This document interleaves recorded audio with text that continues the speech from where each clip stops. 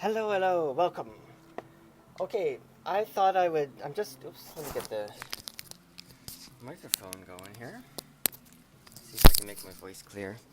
Anyway, I'm just working on this, really the finishing touches on this beautiful blanca that I've been working on for the last couple of months.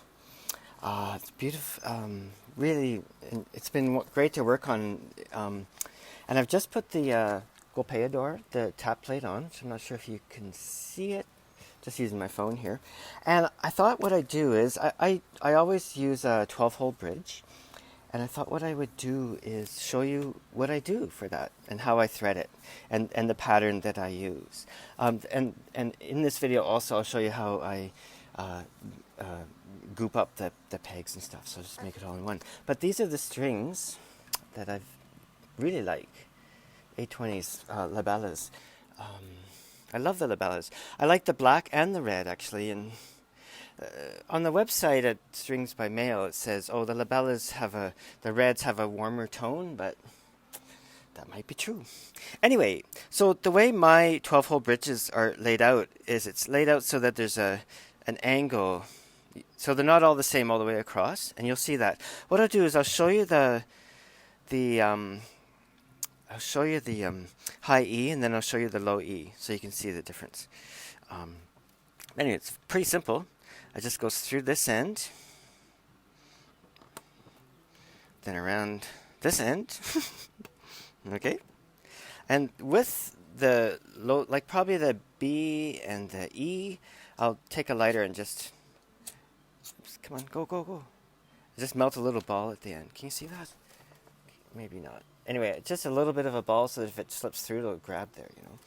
Another thing I'm going to do, while I'm thinking of it, is I'm going to put a piece of plastic here. Oof. And we'll just sort of tape that down. That's in case there's some string slap, which is where the string under tension goes boom and slips through and smacks the top of the guitar. Right? I don't usually worry about it too much on my own guitars, but it's a brand new guitar. It's the last thing. Sorry about that. Don't want that. Anyway, so for the higher strings, sometimes I do all the unwound strings, but what I'll do is I'll loop it through one more. Actually, you know what? I'll go around this way. Put it through here. Maybe one's enough. Maybe get in there. Okay. Like so. Maybe two. You can sort of play it by ear. It depends on the strings, eh? Like some strings are super slippery, and some aren't so much. So what I'll do is leave a tail. You could do the lighter thing once they're attached, right? Come on now. It's a terrible video. I might have to edit this. Like so. Like so. Okay. I'll just tighten that up. Boom. Goes up here. Boom. Yeah. Let's see if we can. Yeah. So just a little bit up, and basically it comes over the saddle. On mine, the string coming over the saddle goes slightly lower, and then the one that wraps around is a bit higher. So you can see the wrapped string is this way, going this way on the higher strings, and then when it flips over the wound strings on the other side, it goes this way. Which I think the only reason I do it is because it's pretty. Okay, hang on a second. So on mine, on this guitar, I've decided to groove between is that the right way? So on this particular guitar, and actually a lot of the guitars, I think I have 3 other guitars here, and 2 of them have the saddle grooved off, like just, and the other one doesn't. It's a little bit arbitrary. I'm sure it makes hardly any difference, but part of me, the reason I do this is to the everlasting quest to lighten things up for flamenco. Anyway, that's kind of cool too. But one nice thing is for someone that's not used to a 12-hole bridge, this goes right out pretty much over the center. It's a little bit off center there, so I can do some touch-ups. But you know what I mean? Like if it was over here, it'd be off. It would be off the ridge. So that's one way of knowing that you're on the right hole. And in the back, let's see if we can get in there. Can we get some light in there? Okay, so the back. Can you see that? It's hard to see. But anyway, basically I have a twist in it. And because it's not under much tension, the twist is a little bit, I like it, it's a little bit off kilter. But I will fix that. Anyway, hang on a sec. Okay, let's get the microphone. I'm not a professional videographer, just so we're clear on this. Okay, so I'm gonna go around the other direction on here. Oops, I'm gonna go in, instead of from this side, I'm gonna come in from this side. I'm gonna go like this. Oop. Doesn't matter, do either. It's all good. Stick it in there. Great. You can see, maybe, that I've already set the ball there. So I'm going to wrap it around. Yeah, maybe I'll do two. Probably on the third, on the G, I'll just do one. But okay.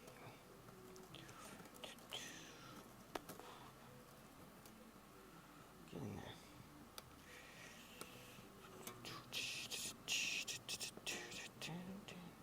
And listen to some West African high life music. Maybe this video will get cancelled. Okay, let's leave that out a little bit more. Let's see if we can just tighten that up. Some people will wrap the tails of the other string. Oops, what are we doing here? That's not right. Don't do that. Jesus. Got tied up. But I don't, because I want to be able to change the strings without, you know, with ease. Okay, there we go. Can you see how that is? See how it's just sort of wind in there? It works well.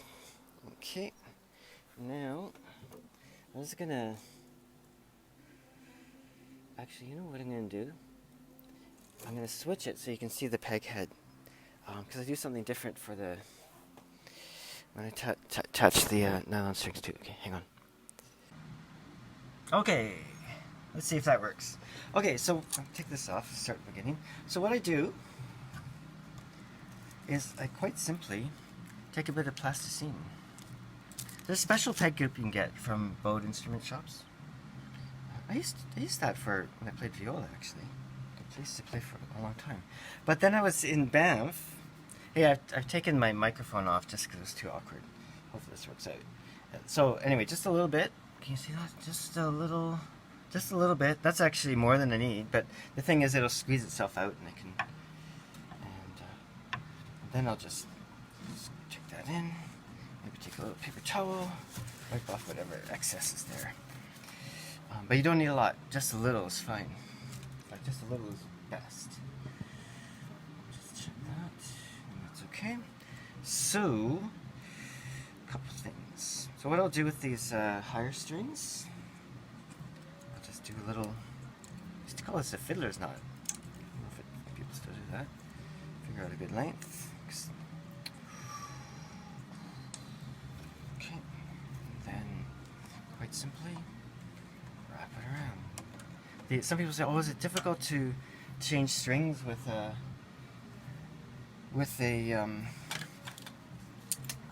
friction pegs?" And I went, "No, it's way easier, actually."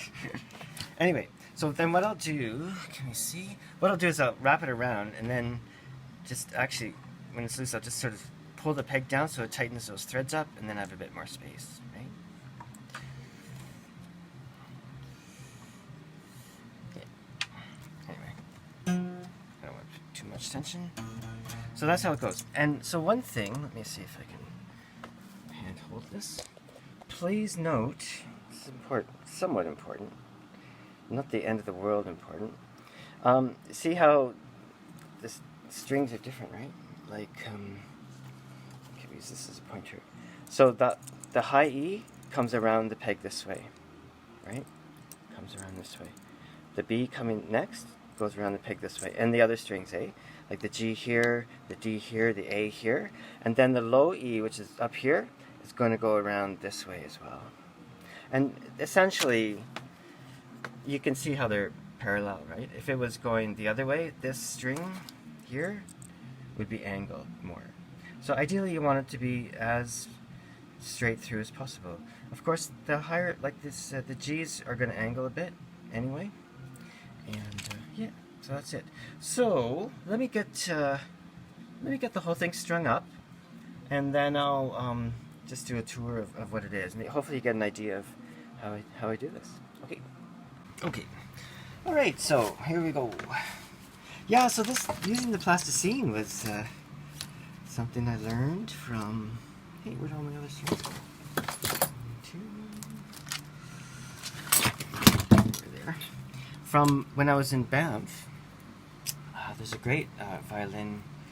It's a repair shop, but also luthier shop. There's a Cuban fellow, I can't remember his name right now, who built instruments. And I went to their shop because I was making shamisen at that time. Are you rolling? I was making shamisen at that time, and I wanted to get some peg goop. I said, "Oh, do you guys have any peg goop?" Figured if anyone does, they do. And they said, "Oh, we just use plasticine." And so that's ever since that's what I've been using. And it works great, I think. I don't know. Turns out you don't have to spend $1 million for something that works well. It's really nice.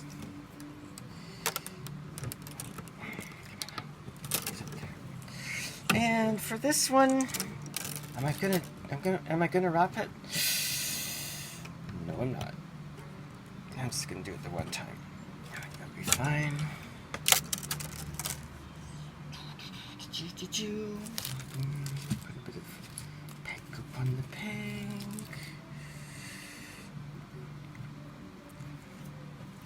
So I use I really like the friction pegs. A lot. And for the guitars that I play, and when I used to play more, like I was never a big performer, but certainly did some. I used to use tuning pegs all the time. I had one flamenco guitar with tuning pegs, and then I had a Laskin with machines. I can't remember what kind of machines were on that. Okay, makes a sound, isn't that great? Shouldn't make jokes. Anyway, now we're on to the D. Yeah, I love the labellas. They're not expensive. I get them from Strings by Mail. This is not, I'm not getting paid to say that. And yeah, I like them a lot. And there's the 201 flamencos I like too. I've used them both. You know what I would always recommend. And for the wound strings, I don't wrap them at all. What I would always say to people, and you know, a lot of people are experienced guitarists anyway, so they already know this. But I say, listen, try different strings out. Try them out. Tell me what you like. You know, it's so personal, you know. I used to use the Dario Pro Artes, I guess, a lot. Then I was using a mixture of Savarez and Pro Artes on one guitar, and then just Pro Artes on another. And then when I started making my own instruments, I tried them, and they were fine. I liked them. But then I was just, you know, ordering strings, and hey, I'm going to try these labellas. And then, because I'm so shallow, let's take this up. I thought, oh, the labellas, they have red in the 820s. Oh, I'm going to try that. Because I was doing a guitar with bloodwood binding and bloodwood binding and purfling and bridge. I thought, oh yeah, I'm gonna go for the red, pure color. And then, so I thought, oh, I'll try them. And I mean, obviously, you go with sounds number one, right? It's the only thing that really matters. And then, so I'll just try them. Got to try them, right? And then I thought, ooh, I really like them. I like them a lot. What's going on here?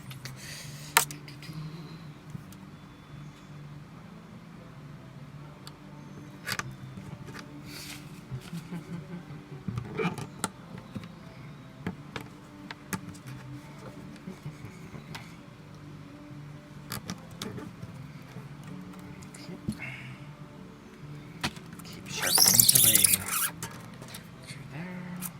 And these wound strings I'm keeping a little long. I'll just trim them off later. Sometimes with the unwound strings, I'll also keep them long and then just trim them and do the little ball at the end later. There's many ways to do things, you know. A little bit of that here. And when I put the pegs in, I'll just put them in and just turn them around a whole bunch of times, just to spread that goop around. And I put new goop on usually when I change strings. But that's something that is personal, right? You gotta figure that out for yourself. You might not need to do it. Like strings, for me, last forever, it feels like. Like I've got strings that are a year old on one guitar and they still sound pretty good. I mean, if I sell that guitar, I'll put new strings on for sure, but for me, they're like, oh, yeah, no problem. But then it's because my skin chemistry is not very acidic, you know? So strings last me a long time. Even when I'm playing a lot. Which I don't play a lot these days. But, once I was working on a show in Banff, and the composer, I was playing my steel string guitar, and the writer, brilliant guy. Anyway, he said, "Oh, can I use your flamenco?" I went, "Yeah, sure, okay." my Alaskan. You're worth a fortune now. Anyway, I said, "Yeah, sure, no problem." And I'd like use the same strings on that guitar for like 2 months by then, and they were dead within the week. Okay, so he was going through strings like crazy, and that's pure. It's not like he was playing a lot, although he was, but that's pure. I would say that's pure chemistry, like chemical skin chemistry. Let's see what we're doing here. Lower strings don't need as many wraps, I find. See how it sounds. How's that for a beautiful sounding instrument? Okay. I'm just going to tighten them up for a bit.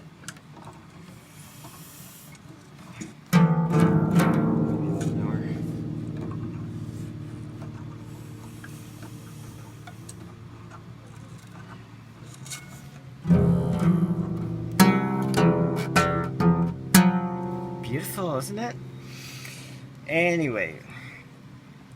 Yes, okay. So that's that. I'll just do a little, what I'm going to do is I'm going to let this sit where it is, and this slack stringing, and then I will bring it up to tune, let it sit for a bit, start playing it, see if it needs any tweaking. Yeah. So, a couple of nervous, I should probably another thing I shouldn't mention, but a couple of, when I find them, like you'd think, oh, making the soundboard and finding the right tone and bell-like and pitches and however you work your soundboard. You'd think that'd be the most nerve-wracking, but I find it not nerve-wracking at all. But here's what's nerve-wracking is putting on the golpe plate, right, after you've spent like a month or two making an instrument, and then, oh, don't want to screw that up, because you might have to refinish the whole top if you can't get it off clean. And then what else is nerve-wracking? Oh yeah, this is purely irrational. It never happened. But whenever I put new strings on the guitar, I'm like, oh, I hope it doesn't explode on me. I had it from the very first time, and it's always there. And so far, no guitar has ever exploded on me with the stringing up. Anyway, which is a pleasant thing to say. I'm very happy to be able to say that. But anyway, let me give you a little tour of what I've done. So here's how it looks. Nice, eh? It's a nice little touch. You can see the back there. Maybe in the video I can, let me see if I can brighten that up a bit. Can you see in there? Okay, that's easier to see then. See how that's wrapped around there?